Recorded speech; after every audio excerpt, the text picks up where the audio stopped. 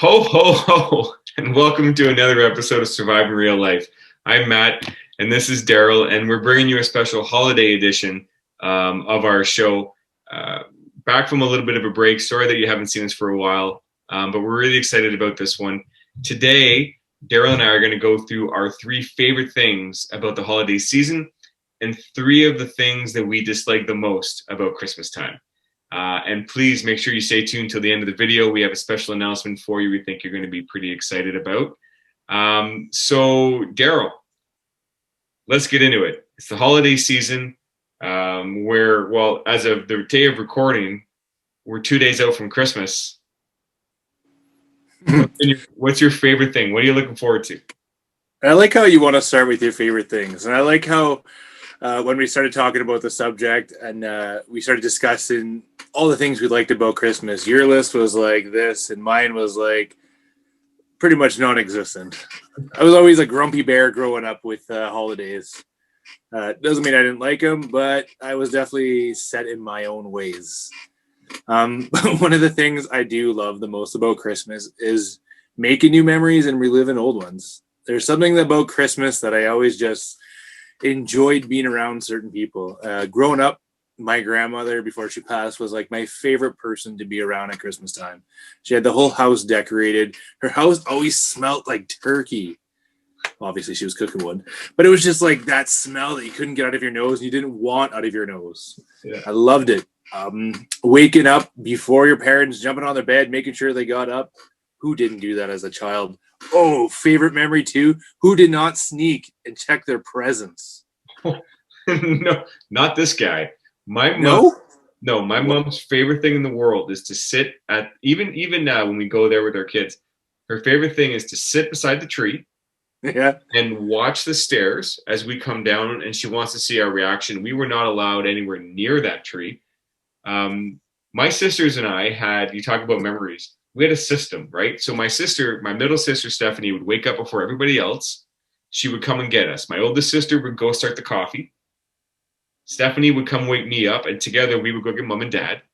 And we had this whole thing. She would coordinate the whole thing so that there was no reason they wouldn't get out of bed and go downstairs. And then we had to just sit at the top of the stairs until mom said, I have my coffee. You can come down now. I'm with you. Some of those traditions and memories, you try to remake them now. And it's sometimes it's hard, but I think it's important. Oh, I just meant my brother and I snuck into my parents' closet one year and checked what we got for Christmas. You're one of those. It happened once because I was like, you know what? I kind of ruined it for myself. I was happy with what I got, but it was just like, now I have to put on an extra smile and pretend like I didn't know what was going on. I'm not going to lie, to be honest. So it was a trick. But I mean, like, it was one of those memories. My brother and I like, hey, parents are gone on a staff party. We know where they had the presents. Should we do it? Yes, we did. Was that the year you got the pirate ship Lego? Was that a Christmas gift or is that something else? Oh God, I was like 5 when I got that. No, this was actually Spider-Man action figures. Nice. Yeah, I love them. I don't know where they are. But how about you? What would be your number 3 favorite memory or favorite thing about Christmas? All right, so I didn't really do mine in any particular order, so I don't want to say this is number 3 because someone's going to call BS. But going off of what you just said, I'm going to be that selfish guy and say the presents. Everything from the things you get, the surprise of it, the feeling of like, oh, what is it going to be? You know, shaking it beforehand. You open it, you try to guess. Nowadays, everything's wrapped in an Amazon box, so I don't really know what it is. But my favorite thing about the presents, and really where this comes from, is the playtime between the Christmas gift opening and like the lunch when you had to start getting ready to go visit family. That like 3-4 hour window of just good solid playtime with your new presents, always the best. Now I enjoy that with my kids, but like that's probably one of my favorite things is the gifts you get, the surprise behind it, and the playtime in the morning. I always found it like a form of punishment. So as we got older, right, like our parents would sleep in no matter what. We could jump on them all we want, but like 12, 13 years old, you still wanted your presents, and they wouldn't get up. So by the time they got up, it was breakfast first, then presents. and we always used to get cool toys and then video games. So my brother and I'd be like, "Yeah, we're going to play." My dad's like, "You got an hour, then we're going to supper and lunch with your grandparents." So I'm like, "I got an hour for a new video game that I've been waiting for 4 months. That's not going to work for me." Like, I always felt like I was in trouble, grounded. Like, yeah, okay, you're off the hook for an hour, but then we get back to reality here. Yeah, you can bring in when I was young, it was you can bring one thing with you. My Teddy Ruxpin doll? No. No, my buddy. I had a my buddy doll when I was growing up. But no, you could bring one toy with you to your grandparents' house. That was always the rule in my house. One thing. So yeah, we used to do that. Okay. Well, Okay, so what's that? I said you're up. Okay, one of my least favorite things about Christmas and true to form today, wrapping presents. I hate it. I am what you call art impaired. I don't understand how to use scissors. I don't understand how to use tape apparently. And I got so frustrated wrapping that today I just crumpled it in a ball of wrapping paper and I took like duct tape and dug it real tight. And I said, "Okay, wifey, you're going to have a challenge at Christmas. If I have to wrap your gifts, oh man, you're going to suffer a little bit." But I've always just been bad at it. And you know what? Like I watched my wife do it. I watched my mom do it. And it's like perfection. I don't get how a box can look so perfect. I have a square box that ends up looking like a tricycle, for God's sakes. What happens? Where does their mind go when they're wrapping? Just I can't do it. your kids being like, "Oh, it's a tricycle." You open it up, and it's just a stupid phone. No. No, but I'm the same, man. Like my wife, gift wrapping is an art form for her. She laughs at me like we were wrapping gifts this year for my daughter, and she had these like two little boxes that kind of stack, but one's smaller than the other, and they go together. So I wrap them together, and she's just looking at me with a glass of wine, just like, "Am I going to redo it? Like, do I need to redo this thing? You're so incompetent." But I just look at it like, look, you're going to rip this away, so I'm not going to, break a sweat trying to wrap it perfectly. But I guess from her perspective, it's more like, hey, if you care, and why paper? But why is the paper so thin? Oh, why is the paper so thin? I don't get it. When you try to pull it over and it rips on the corner, and then I start taking tape out, because I'm not restarting. No. Yeah, no, but like you can measure the room. You got to redo a room with like hardwood floor or something. You're like, okay, I know the square root of all this. Do they do that with gifts? Like mentally, do they have like a ruler saying, okay, it's this length times that length. This is how much I have to cut in perfection. Like, have you seen their scissors? Those things just glide through the paper. Mine is like cut, tear, cut, tear, and I'm like, what the hell is happening? I don't get it. Impossible. Impossible. So what is your next least liked thing about Christmas? Okay, for me, it's actually after Christmas. So decorations. All right. This year, my first year as a homeowner, my first Christmas as a homeowner. So we went to the nines. I put Christmas lights all over the house. I think it looks lovely, though I have some things I'm going to change for next year, but looks really great. My wife's decorated the interior of the house. You can't tell in this room, but there's garland and lights everywhere. Our hydro bill was insane this month. But anyway, that's all fun. We did that with Christmas music on. We involved the kids in the tree. All that stuff was great. But taking them down and putting it away is enough to make me not want to do it in the first place. It's like you scratch your hands on all the garland. You have to try to fold the tree up. It never fits back in the box that it came in. So we bought one of these like giant like burlap tree bags. So you're stuffing trees. We have two of them. You're stuffing trees into these bags, ornaments. Like it's like it's such a painful chore that it makes it feel like decorating is just making a mess you have to clean up after, which is obviously not what it is. It's a nice family moment. It's supposed to be fun, and I like it. I like that part of it. But cleaning up after, and all the sparkles you find on the floor, like, are you kidding me? Why does everything have to be sparkly? Why can't it just not have things that come off? And who's motivated the day after Christmas to do that, or the week after Christmas, or the month after Christmas? You just Oh, went through all the hassle of shopping, you went through all the hassle of wrapping and decorating, and then what's the last thing that's on your mind? Is cleaning up. It's like cleaning up after you open the gifts, and like especially if you get gifts like for your kids at a different home, right? So if you go to one grandparents, you get a bunch of toys. You go to the other grandparents, you get a bunch of toys, and you bring it home. You're like, where the heck am I going to put all this? The playroom. So it's like we recycle the playroom every Christmas now. These are toys that are out. These are the toys that are coming in. I know you guys are going to be gone next year again, but whatever. It's part of our recycling program, I guess. oh Same man, thing with decorations. Like, they're coming down. Why put them up? But I mean, you got to do it anyway, right? yeah. It's yeah. So that's one of my least favorite things. Is not the decorations. I like the decorations. It's the cleanup after. It's putting them away, trying to store everything away. And like I have my basement. Like I have an unfinished part of the basement where I put the decorations and everything, so it stays safe. It was perfect in the summer. Like perfectly clean, nice open floor. If I ever had to use it for anything, everything had its place. I went down there today because I have company coming for the holidays. I went down there today. Oh, and just so anyone watching knows, it's within the rules of the COVID quarantine that we have in our government here. We're following the rules, but according to the rules, this is permitted. So before I get a comment from the 5 people who are going to watch this, but anyway, everything was in its place. Everything was perfect. And then I went down there today, and it was like a bomb had gone off because of all the decorations had pulled out. So decorations. You got Anyway, to get. we do a All right. positive one. What's one of your favorites? I'm gonna tie this into my one of my most favorite things and one of my least favorite. It's all about the food. I love my mom's home cooked turkey. I love the mashed potatoes. Everything she does. I love the big meals. I love it. On the 24th, we used to have a family tradition before we had kids where we'd go to my parents' place, just my brother and my parents. My dad would get like charcuterie platters with salamis and prosciuttos and fancy cheeses.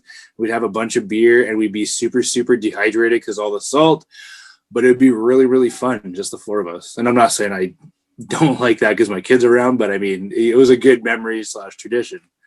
Now, on the opposite vein, one of my least favorite things is fighting for food. I'm a big guy. I like having my food. If I have to fight somebody for the last bits of stuffing, especially my mom's home cooked stuffing, I'm going to fight somebody, even my wife. No, I wouldn't do that. She'd kick my ass. But I hate fighting for it. You always got to watch, especially with big families. On my dad's side, there was like 47, I don't know, like 14 of us, 47, I don't know, lots. And then the kids would always go last, right? It was always my grandparents and the older siblings, and it's right down to the young ones. And by the end, everybody's plates were like this, and then here's a kid's plate. Great. And to add to that, as kids, they used to make us sit at the kids' table. So all the parents are having fun for hours and hours. And here, my brother and I, the only ones in the family at that age, sitting at the kids' table, just picking off the leftovers. That did not lead to good memories at all. There's always one person that is that guy or girl who takes the last of something, right? Without checking. Like, oh, I didn't take a lot of the stuffings. I want to make sure everybody had some, but if there's some left over, I'll go for seconds. But oh no, buddy over here who already took like a third of his plate full of stuffing decided he was going to take more and finish it off. Like that kind of stuff. And you know who they are, so you got to keep your eye on them. And there's always going to be lots of turkey and lots of potatoes. But there's not stuffing, man. Stuffing is like, obviously you can only fill a turkey so much, right? Yeah. Why do turkeys have bigger butts to accommodate all this stuff? They don't. So it's like my mom doesn't overcompensate for that. She just like, well, this is how much turkey could fit. I'm like, yeah, but mom, you can make some on the side. Yeah, but it won't taste as good. I'm like, mom, come on. I like stuffing. I like taking it home the next day. Nope. Yeah. No, I get that. On the food front, though, like I'm with you. My mom is a baker. That's what like baked goods are her thing. She cooks well, but like baked goods are her thing. And so every year we look forward to Christmas baking. That's a big part of the holidays for us. All right. So am I at a positive one or a negative one here? I think I'm at a positive one. What I amalgamated them both. So all right. Well, then you're up for 2 in a row here. I'll do a twofer. All right. So things I like. So I grew up. I used to go to church every weekend. Very very religious household. Christmas was a religious holiday for us. I grew up loving all the old Christmas hymns, Joy to the World, Silent Night, Holy Night, all of those. That's kind of my thing. I love it. And I remember at my Mary and Papa's house, my grandparents' house, we would get all of my aunts and uncles and their family, and my Mary would hand out these little booklets that were like little hymn books for the Christmas time, for Christmas time. And my uncle Ron would get his guitar out and he would play all the songs. And as a family, like 20 something of us, we'd sit around her Christmas tree and we would sing these hymns. And that was Christmas to me and my grandparents. So I love the old hymns. I sing them to this day when they come on the radio. I sing them to my kids. I enjoy them. The flip side of that is I can't stand the Mariah Carey Christmas crap, and half of the Christmas, like the newer Christmas songs, I can't handle it. Nor can I handle the perpetual recycling of Christmas songs on the radio and every store you go to and in the house and every movie you watch. It's like I love the old songs, but I don't want to hear them 24/7 for the next 4 weeks. The minute December 1st hits, it's like on repeat. My wife's favorite Christmas album is Vince Gill's Christmas. Vince Gill's Christmas album. He was a country singer from the '90s. Anyway, love it. It's a beautiful album. We listen to it pretty much on like the few days ahead and after Christmas, and that's fine. But even that, like if she were to listen to that from December 1st to January, I'd go nuts.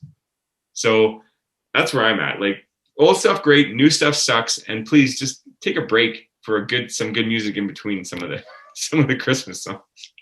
Do you think that's just part of getting old that we just don't like new things? Because I did the same thing with my kids this week, and actually for the past couple of weeks. Anytime we're watching a Christmas movie or listening to Christmas music, it was stuff I grew up with. It was Frosty the Snowman and Rudolph the Red-Nosed Reindeer, like movies from like the 60s or 70s. I'm like, they're still impactful to me. I don't know, man. I don't want to watch the new stuff or listen to the old stuff or listen to the new stuff either. Yeah.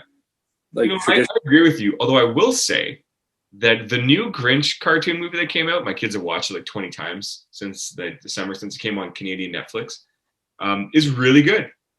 The one with Benedict Cumberbatch and Farrell doing the narrating or whatever. Yep. Really, really good movie. Like nailed it. I loved it. I like it a lot better than the Jim Carrey live action one. My wife doesn't agree, but I do. It's not the same as like the old one, like the old Dr. Seuss cartoon that I watched when I was a kid. But still, I'm happy to have this one now for my kids. I think it's great. Absolutely. Yeah. All right, you're up. Your last. I think you're on your favorite one. Your favorite now. I am. I think you've kind of touched on it, and I just go back to toys. I love getting toys, even as an adult. I remember a couple years ago, my parents went through this. I wouldn't call it a phase necessarily, but they started prepping my brother and I for adulthood, which I'm still waiting for it to hit.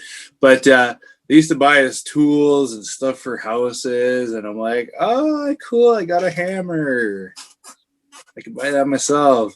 And I guess my mom kind of got wind. She's like, you don't seem as happy. And I'm like, I don't know. It's not the same, right? Christmas is always about giving gifts and receiving cool gifts.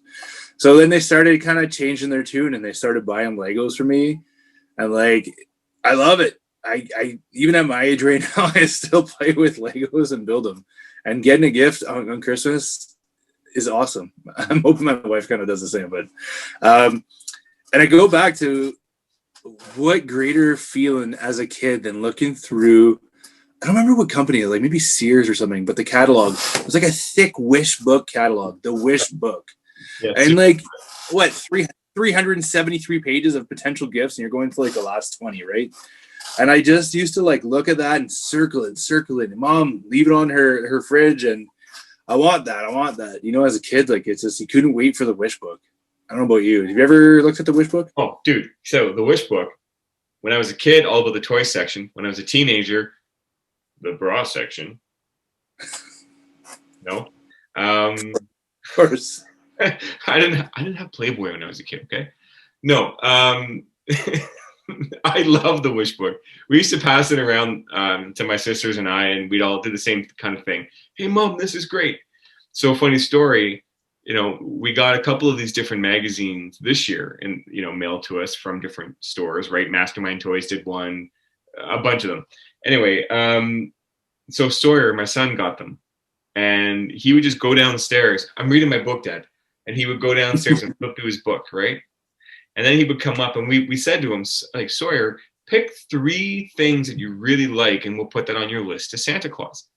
Okay, Dad, I'll do that. So he comes upstairs, legit arrow. Every page, there were like 4 things.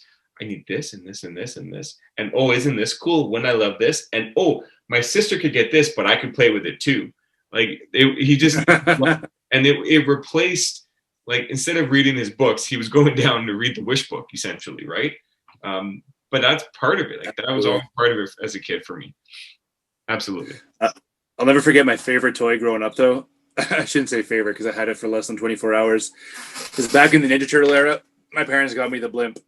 Oh, like, as a kid, it looked like it was like a blimp like this, and it was like an inflatable one. I wanted that so bad.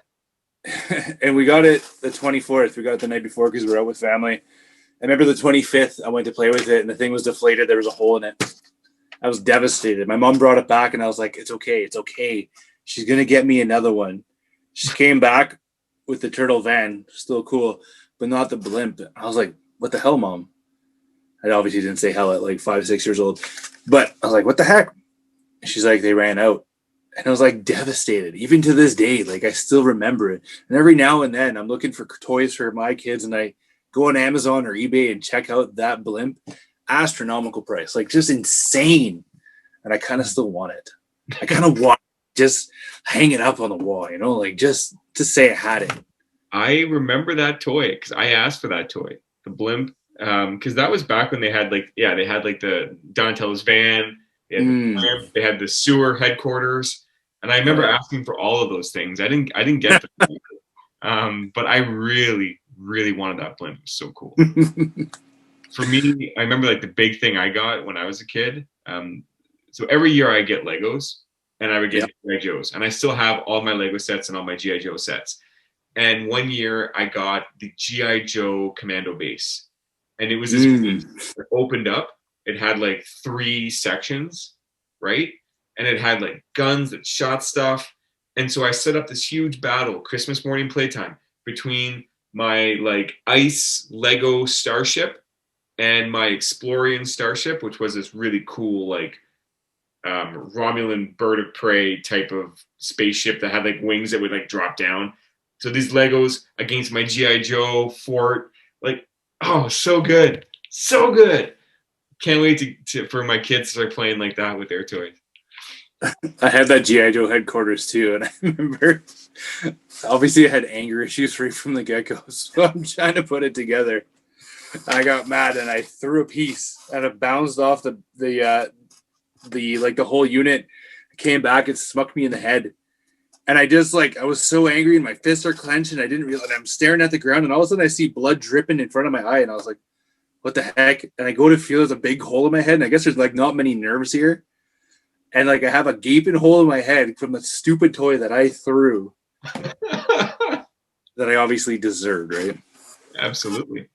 So what's your favorite Christmas thing? All right. This is my chance to get a little sappy, is saying Merry Christmas to people. I'm very social. I like to chat with people when I'm out. I like to say hi to strangers. So even like today, I was at the mall getting some last minute items, and at one point my son was having a bit of a freak out. He wanted everything. Like who takes their kids with them when they go to the mall? Stupid me. So we got to the store and he was really upset and devastated. And so I knelt down with him and I'm explaining to him, like, we're here to shop for your mom and your sister. And I said, look in the bag at some of the stuff that we got so you can see what we got them. And this stranger kind of beside us is like, yeah, buddy, those are really cool gifts, right? And I'm like, yes, thank you. They're really neat. And it calmed Sawyer right down. And as the guy was leaving, he goes, Merry Christmas, And I was like, yeah, man, Merry Christmas to you too. That was great. Thank you for that. Like, it just feels good. It's like something you can say to somebody and it just, I mean, yeah, of course, if people are jerks, you can make Merry Christmas, you jerk, but generally it's something that you can just say to someone. It's universal, it's happy, it's polite, and it instantly creates a bit of a good moment, right? in that moment. Like, hey, you can go ahead and me. Merry Christmas. Have a nice day. I love it. It's one of the things I love the most. There is some good left in humanity. Just 2 words. So let me think. Are we allowed to say Merry Christmas anymore? The So Merry as somebody who Holidays or works in Happy? communications and marketing, I can tell you that it is a debate every year when we do our holiday messages to staff and all that stuff. It's always a big debate. But I Merry Christmas because it's my tradition, and I don't think it's offensive. Nor would I be offended if somebody said to me Happy Holidays. So You ever watch Seinfeld? Festivus for the rest of us. A Festivus for the rest of us. If Merry Christmas ever goes away, that's what we have to bring to the forefront. All right. My number one least favorite thing about Christmas is when you get disappointing gifts and you have to hide your disappointment. That never You happened. ever get one of those? No? Oh my God. I had this one. And My closet is there's a couple gifts that you're like, okay, cool, soft. Yeah. As a kid, you used to get like the traditional socks and underwear every year, and you're like, thanks, you guys, I need those. And as adults, I'm like, thank you, I love new socks. But there is one moment where I could not hide it. I'm always really good at hiding if I don't like it or not. I'm like, hey, cool, I'll use it sometime. But this one moment, I could not hide it. My mom bought me this sweater, massive, like triple XL size back when I was in high school, back in an L. But anyways, it was huge. And it was white. And on the front was this black, shiny logo. And I was like, what the hell? So I lift it up and I have it in front of my face. And I'm just like, I can't hide this one. And I just bring it down slowly. And I see my parents like looking at me like, do you like it? And they're like, oh my God, you don't like it. I'm like, I don't freaking like this, man. I said, I've hit it before with you guys, but this is the time I'm like, return this shit. Get it out of my face. This is the worst thing ever. It was funny from that moment on. My mom never bought me clothes again. My dad buys it. My dad and I have, which is kind of weird to admit, we have the same style. I know what he would wear. He knows what I would wear. My mom has the worst clothing style for me. So that was the moment she's like, I'm just going to let your father buy your gifts for you from now on. I'm like, thank you, God. Yeah. How about you? What was your I don't really have like a gift that I can think of was like really horrible, but I remember one year I had just gotten my first real job, right? Not minimum wage career type job. And I was living at home because it was right out of school. I was living at home, so I had no expenses. So I thought, you know what? This year I'm making, at the time when I thought it was good money. I don't have any expenses. I'm gonna buy good gifts this year, right? I'm gonna splurge. So I got my dad a bike. I got my sister something. For my mom, I went out and I got this really nice, really nice coat, like dress coat, all the way down to your ankles type of thing. Like I thought this thing was beautiful. I was so excited to give it to her. And I gave it to her and she looked at it and she goes, Bud, where do you think I go? I'm never going to wear this. I think maybe you should just return it. I was devastated. I thought I was doing this awesome thing, right? Absolutely devastated. And incidentally, my dad's bike that I got him that year is in my garage. My wife rides it. So perfect. There you go. Everything goes full circle. Yeah. The circle of gifts. All right. So my last one kind of builds off yours again. Look at us. Always simpatico. The pressure of the perfect gift. The guessing game. Oh, dude. Some people are just like, oh, this would be awesome. You could do this. Oh, I should get this person that. Like they're really, really good at it. I'm looking at people. I'm like, most of you are adults. If there's anything you want, you would have gone. You buy it. You buy it. I'm not going to buy you clothes. I don't know what you like, but if I get you, all right, I don't know what's in your wardrobe. If I ask you, if I say what are your sizes? What are your dimensions? I can't say that.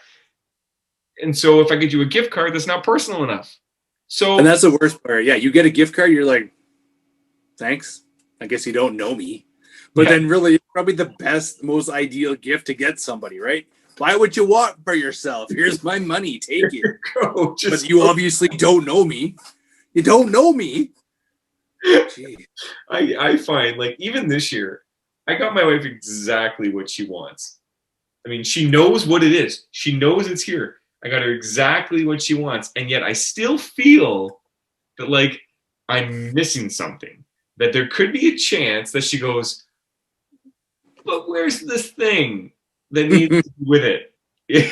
You know, not that she's like that, but I'm just saying that it's the pressure of having to impress people with the gift that you got. Ugh, Whereas I know. opposed, as opposed to it just being, hey, I got you this thing and I hope you like it. And that's the reality probably in most situations where people are like, I don't care. Thank you for the thought. Even the sweater, like, yeah, the sweater is garbage. I'm not going to wear it. But thank you for getting me a gift anyway. Please don't be offended when I return it and get something I'm going to wear. I think that should just be the natural feeling amongst people. Yeah. But I'm someone who's always really worried about what other people think. And so I'm worried about offending people. And this is something that every year I struggle with. I always just feel like I'm not doing enough. I feel like a couple years back when my wife and I had our two kids, financially we weren't at a place where we wanted to be. So we talked to each other and said, hey, no Christmas gifts, no birthday gifts. Let's just buy what we need, spend our money on the kids. And we're both okay with it. So it was like 2-3 years of like, no guessing games, no pressure. And all of a sudden we started climbing out of debt. Everything is good. My career is flourishing. So we have a little bit of money to spare. So we each like kind of secretly bought each other something last year. And we're like, oh, you bought me a gift? Oh, I bought you a gift. And we didn't really discuss it. So now this year, the pressure was back on, right? I'm like, hey, so obviously, according to last year, we have to buy each other something. We don't create a list. I buy what I want. She buys what she wants. So the stupid guessing game is back. Also, just going roundabout, this is why I wrapped her gifts in duct tape. Because I was like, I'm tired of this guessing game. You could just tell me what you want next time. Make it easier for both of us. You know what I want. I want freaking Legos, man. That's it. But and that's the other thing too. Like, what do you want? So it's weird because I want people to ask me what I want so I can get the things that I want. But at the same time, I don't want you to feel like you have to buy the things that I want. Because I know, like, when my wife says I want this, I'm like, okay, well, I feel like I have to get that for you. And if I Yeah. have something else in mind, either I get that too, which, can get pricey if you keep playing that game, or I'm going to get what I think I want, but then I'm going to disappoint you. So the whole Right? thing is like this created stress ball of gift giving. Yeah, because like when you do get them what they do want, they're like, that's it? You got me what I wanted? Like going back to the gift card, do you even know me? No, and again, to be clear, my wife isn't that way, but this is just like the system that we have, right? In terms of gift giving, of like, it's just this thing of what, do you ever know that you're doing it right? That's the thing about giving gifts to kids. You can give, like, I could give my kid legit like this little Cardboard this little box. thing right here, and he will lose his mind and be like, "This is amazing! Thank you so much." I mean, if I give him a sweater, he's not going to really care, but you don't have to worry about it. Giving gifts for adults is hard, and I'm just not good at it. I like doing it when it works out, I guess. But yeah, no, good times. Good times. All right, let's wrap her up. Yep.